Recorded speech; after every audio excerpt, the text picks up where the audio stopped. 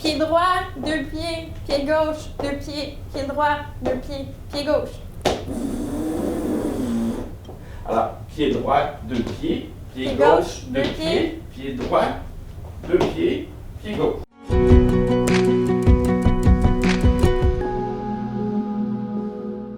Mon nom est Jean-François Chicoine, je suis pédiatre et on a la chance de rencontrer Marie-Annick Béliveau, qui est physiothérapeute au CHU Sainte-Justine. Bonjour Marie-Annick. Bonjour. Ça va? Ça va très bien, je suis contente d'être ici aujourd'hui. Oui, bien, merci d'être là. C'est dur, me semble, d'être physiothérapeute puis plus avoir le contact physique avec les petits bébés, là? C'est sûr que c'est dur pour une profession où on est très proche de nos patients, même au contact physique. Mais on a trouvé des moyens pour continuer à aider nos patients, puis ça fait du bien. On fait de la téléréadaptation. Donc, on a nos patients, on leur donne des rendez-vous en vidéo. J'ai trouvé que ces plateformes-là, ces rendez-vous-là en visioconférence apportent des avantages que j'aurais pas pensé voir avant. Comme quoi? Mais encore?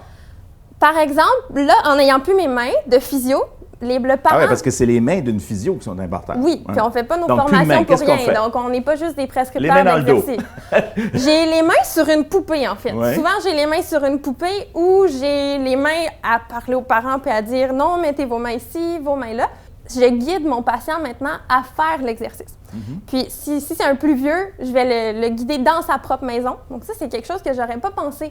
J'avais pas Est-ce qu'il s'abandonne moins? Est-ce qu'il se prend comme un peu mieux en charge? Même les parents aussi? Exactement. Donc, pour mes plus vieux, j'ai trouvé qu'eux-mêmes se prennent plus en charge parce que là, ils n'ont pas le choix. Il y a un rendez-vous à telle heure sur leur téléphone au lieu d'être sur les réseaux sociaux. Ils sont avec leur physio. Puis, ça m'a permis de voir leur environnement physique de la maison. Ah oui, tu peux leur dire l'escalier est là, le mur est là. Exact. La semaine passée, j'étais avec une ado puis je lui disais, le mur à côté de la plante. Ah non, peut-être l'autre mur sur le bord de la fenêtre. Donc, je pouvais voir dans sa maison, puis elle avait comme pas le choix de faire ses exercices. Sinon, pour les plus petits, là, c'est les parents qui peuvent plus se fier 100% à moi.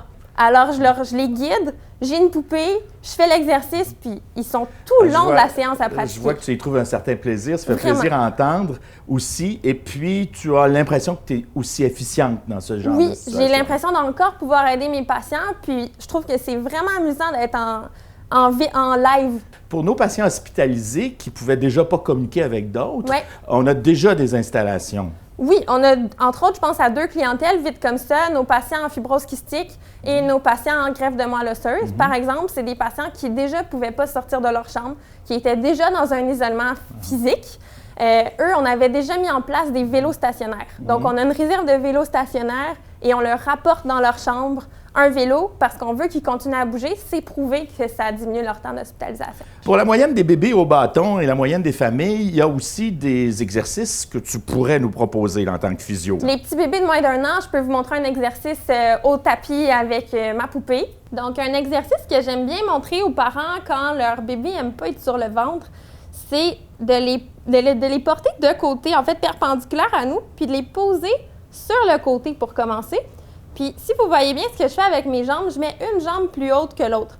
Déjà, ça, c'est plus facile pour bébé d'être en position ventrale parce qu'il a la tête plus haute que le bassin. Donc, un peu plus de poids vers le bas du corps et non le poids tout sur le visage. Puis, je commence souvent juste sur le côté. Déjà, ça, en soi, c'est un exercice qui est demandant. Puis, s'il est heureux dans la position, là, on peut aller un peu sur le ventre. Donc, j'aime bien le faire sur mes jambes. C'est plus englobant. Ça me permet de mettre même des jouets ici au sol, de faire des coucous avec mon bébé, d'aider à mettre du poids au bassin. Puis, dès que je vois que l'enfant est tanné et fatigué, par exemple, qu'il lève les yeux vers le haut, qu'il force avec les yeux plus que la tête, visage crispé, j'essaie de ne pas le laisser pleurer dans la position. J'essaie plutôt de lui donner une pause. Encore là, ma main est aux abdominaux pour le guider. Lui donner une pause sur le côté, soit face au monde, sinon même face à moi. Ça peut être très rassurant comme position. Puis là, s'il pleure vraiment trop, OK, on peut le prendre. L'important, c'est surtout qu'on ne veut pas que bébé associe « je pleure, mon parent va me sauver » immédiatement de la position ventrale. On privilégie le lien en même temps. Avec les 4, 5, 6, 7, 8 ans, on peut en profiter pour aller dehors, jouer au ballon ou faire des trucs. Oui, on est chanceux que notre confinement il tombe pendant le printemps. Et le printemps est avancé. Le printemps, les choses sont bien faites. On n'a plus de neige, on peut prendre des craies, faire jouer à la marelle, par exemple. Puis aussi la corde à danser, jouer au ballon. Il y a plein de jeux qu'on peut faire sur place. Sinon, les ados, ils peuvent se servir des réseaux sociaux pour bouger. Ouais. J'ai vu beaucoup de défis sur Internet, par exemple Facebook, des gens qui se donnent rendez-vous en vidéo, ils font des défis. Il faut faire attention au temps d'écran, mais on peut aussi s'en servir pour bouger. Il ne faut pas oublier de bouger avec tout ça. Pour tout nos un ados. chacun, pour le public en général, pour le personnel de l'hôpital, aussi, tu encourages le fait de pouvoir se réguler dans une journée pour se dire, ben là, grouille-toi, ça fait 1 heure que tu es assis ou assise. C'est sûr, il ne faut pas oublier de bouger en tant qu'adulte. Puis j'ai l'impression qu'avec le confinement, on est porté à être un peu plus assis qu'à l'habitude. Je pense que ce serait important que tout le monde se dise à chaque heure, je vais bouger. Il y a moyen de se mettre une alarme sur son téléphone, une alarme sur son ordinateur. Il y a les montres intelligentes aussi qui nous rappellent des fois, c'est le temps de bouger. Ça nous apporte plein d'avantages qu'on n'aurait pas pensé. Merci infiniment. Ça me fait plaisir. C'est un plaisir.